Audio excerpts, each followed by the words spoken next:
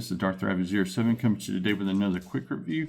I'm finally getting to the last member, or the fourth one of the ones I picked up from MagicSquare.com. I got in Tornado, also known as Vortex, and I tell you, this guy is awesome. Make sure to like, share, subscribe, all the stuff down below. Thanks again for watching. Let's take a closer look at the final Combaticon and my crew.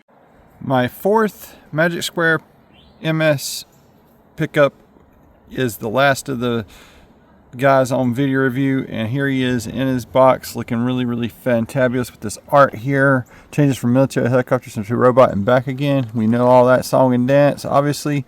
I love their silhouette art, the tech specs, all that jazz. When you go back around here and look on the top, you get that right there, and the bottom of the box. Let's look at the inside contents of said box. You get his instructions, tech spec card, and the smaller pew-pews that go to the back end dorsal area of the helicopter mode.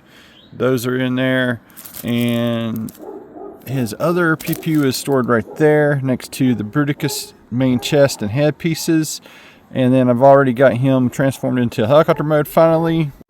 And what you get when you convert it over into helicopter mode is this outstanding UH-60 Blackhawk helicopter, looking better than ever for Vortex. I added the toy hack symbols back to the back there, looked at several pics and just decided to put it there because I also see on some having them like right here on the front, and it's got detail I don't want to cover up. I think it gets the point across very beautifully. You do get like two spin options. You can pull it up high and spin it, but whenever you do that, it gets a little bit wibbly wobbly, as I don't like that at all. So I just keep it mashed down and then I spin it, guys. But this is a display piece and not really for a lot of action figure action, but that's its action and it has there. This back prop does a whole lot heckin' gone better than its smaller counterpart here, as there's no spin action whatsoever here. I don't know if this pin is in here too tight. I just know that they have it tight so that when you go to convert it, it all is there. It does the same thing here, but this actually has a locking joint on this one. This one actually spins way better, it spins way better than the bigger counterpart. Stuff and things you can do. I kind of wish that this could be a little bit tighter, that could be a little bit looser, but I'll display it just sitting there in base configuration vehicle mode there like that. Don't do a whole lot of this right here, but I just wanted to show you how this works out on the bottom of both.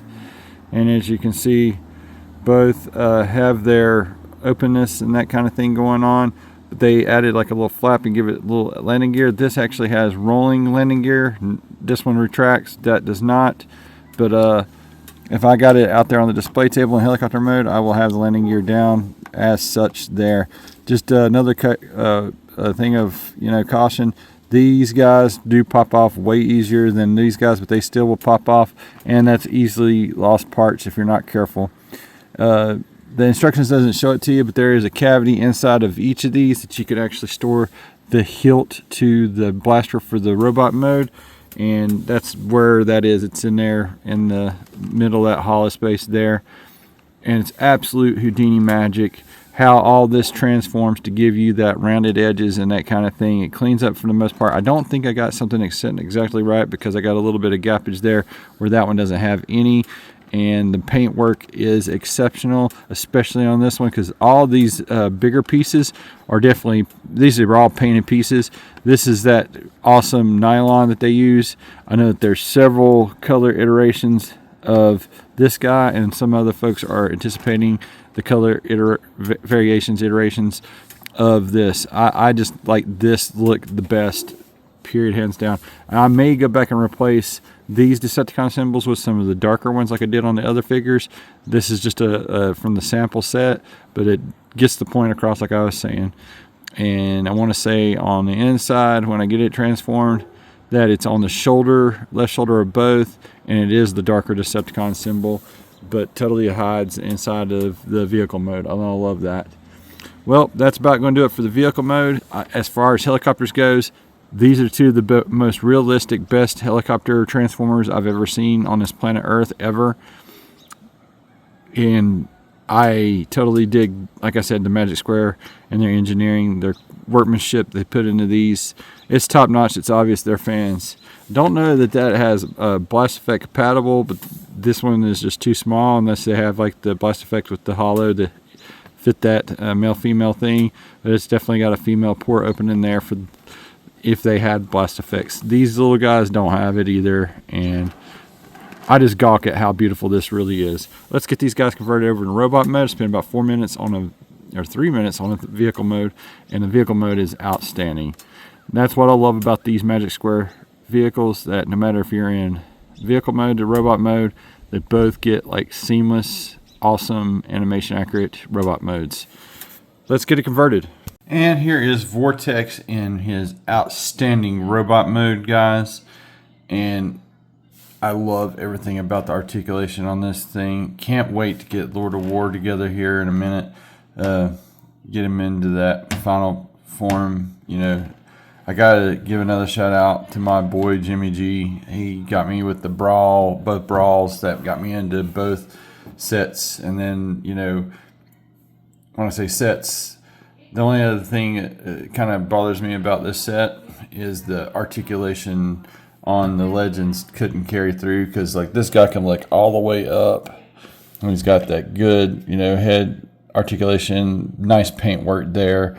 The arms, you know, are really, really crazy good, and you can get the blades out of the way. You can do the stuff and things. You got the ratchet there. That's, I think, more so for the combined mode. You do get that awesome ab crunch. Just spectacular stuff here. It's really neat how everything folds up into the back of this and latches together there. I'm going to try to let you see. It's all up in there, and it's just nicely stowed away compared to the Legends version. And then you get the swivel up a thigh. You get all the way out the side. You get that super Magic Square high kick. That is just priceless to me, as he just looks on and just really just strutting his stuff here. The knee has quite a bit of articulation there, and you can get it that far that way. You can get it back that way and wraps around the back. I mean, this thing is really, really awesome like that. And then you even do get the swivel there on the rockers. I mean, you can get that much rock, and then it's got an independent toe tilt to just going on there. Neat how that all transforms and locks into place, the extra slivers.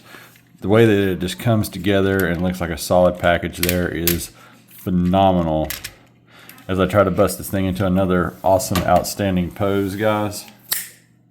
The superhero landing pose I like to get him into and stuff, and the fact that he can do this and look up. This is the only downfall with this little guy, because it's just on a peg, and I don't understand why this was a decision.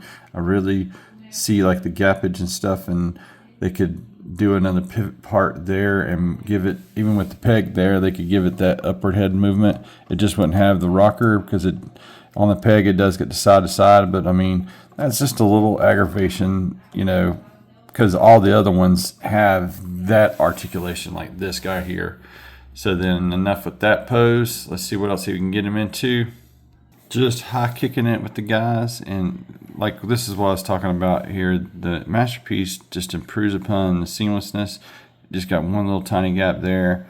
Looks a little kind of rough on the smaller guy, but all the same, it still looks really, really freaking awesome. The backpack, I got a little bit sticking out there. Maybe I did that wrong, but I think that's the way you had to like do it.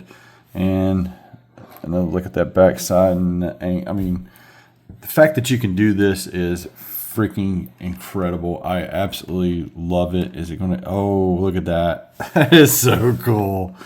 And I'm turning it on a turntable, and it's not falling over. It's got the balance as we'd have the Earthshake test. And oh man, this thing is a beautiful figure. And a couple more poses, and the pointing, standing, getting into battle thing. I love that you don't have to swap the hands out on that. They're on ball joints here, but I mean, for its limitations, I'm good with it. It's where, again, once again, I have to recommend both if you're a fan of these at all. Let's get this guy into some final thoughts, guys. Some final thoughts on Tornado. It's another great addition to the team. He was the 4th one I bought. Blast Off was so good being a special, I did him first, but he's going to be the last of my reviews here. Before we combine these guys into the obligatory Bruticus figure, as we got the Masterpiece one doing a little Spider-Man action. I just love that, and a little bit of Samuel L. Jackson with the little guy.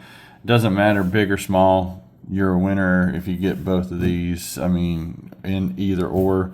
To each his own, their own preference. The engineering on these things are absolutely outstanding. The paint work that's there is no slouch.